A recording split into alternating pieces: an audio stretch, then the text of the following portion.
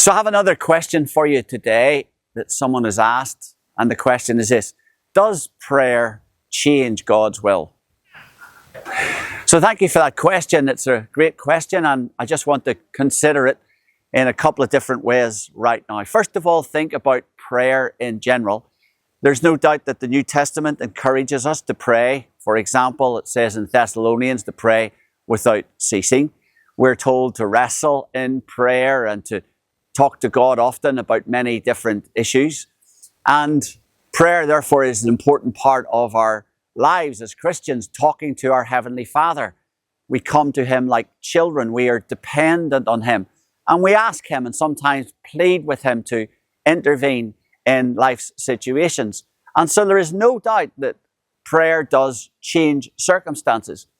But the crux of this question is, does prayer actually change God's mind? And my simple answer to that would be no. Because if God could change His mind, then He would improve. He would get better. And of course, our God cannot do that because He is perfect in every way.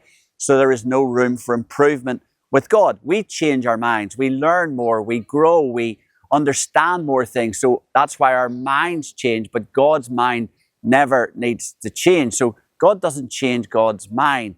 One of the problem texts that people often bring up on this is in the book of Genesis, chapter 6 and verse 6, which says that God relented that He had made man. And at a cursory reading of that, you would think that God changed His mind, that making people was a bad idea.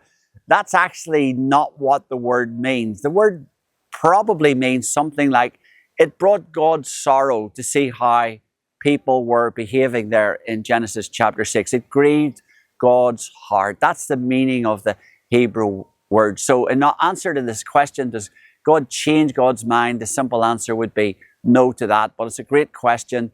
God bless you today.